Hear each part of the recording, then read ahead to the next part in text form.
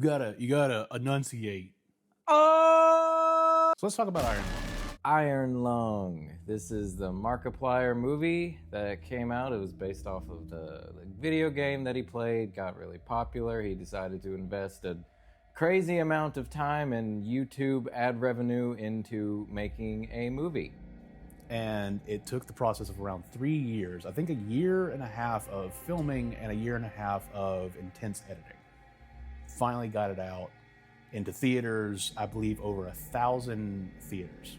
So, yeah, that's a lot of time to spend locked in a tiny little metal set. They did a good job of making the set like another character. The practical effects were really good. Whatever they were using to make the set look like that, to make the submarine look like that as it degraded throughout the film was really impressive. This movie also breaks the world record for the most fake blood used in a movie, which if you have seen the movie, you kind of see why. I mean, it's about a convict who goes into a submarine into an ocean of blood. Yep, and there is blood. You did test this thing, right? This is the test. But let's talk about some of the negatives. There were many points, and I understand why, because they're building the atmosphere of him going through all of these repeated motions, things he has to do every time, like the submarine's trajectory. But after a while, when you're really getting in there and you've already seen other crazy stuff, it's like, I don't need to see Markiplier press this stupid button on the wall for the 50th time in this movie. The effect of it kind of wore off after the 20th one. It was cool, but yeah, there were a lot of parts that dragged. There were a lot of parts that felt. They were trying to develop something out a little bit more than was necessary for the film, and I was struggling to actually pay attention to it. And a lot of the editing and the overstimulating but understimulating at the same time, because there's so much going on, but it's also really dark and I can't tell what exactly is happening. There were points where it dragged on, but the points in between those points were entertaining and intense. There was a lot of focus on the lore of the world building of Iron Lung, and I do think it could have focused less on that, because even the original video game, because you have to remember, this is a video game adaptation movie. This feels like it focuses a little too much on who Mark's character is, the world outside of it, and whatnot. You have this thing called the Quiet Rapture, where a bunch of stars went missing, and now there's only a few space stations around. So I mean, you give me that, and then you say, all right, we're putting a convict inside of a blood ocean. That's really pretty much all it gives you in the original base game, and that's all you really need. That's the whole thing about cosmic horror, is there's a lot of unknowns.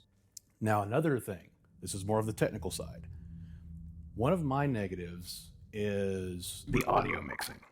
I've had to watch this movie a couple of times, and every time it feels like I'm finding something different. And then whenever the digital released onto YouTube and I got it and watched it, I watched it with subtitles or closed captioning or whatever. And there's a lot of hidden things within the audio that I never even heard whenever I watched it in the theater. The audio mixing just doesn't sound like it's quite hitting that spot for me. There's a lot of extremely quiet dialogue in this, which is just, I get it, I get why it sounds natural a lot of times, but I at least want to be able to know what you just said or have an idea of it. But there were a lot of things where it felt like it was just a whisper or a grunt. But then the subtitles pop up and it was a half a sentence. Oh, okay, speak up, Mark. Speak into the microphone. Hold the boom a little closer. Something, if you have a boom. I would imagine. I want to talk about the cinematography, because I think the cinematography, even though you're sitting in basically the same place for 2 hours, flows with the feel. I give the cinematography a 5 out of 5. Are we doing 5 out of 5? I did out of 10. Sorry, yeah.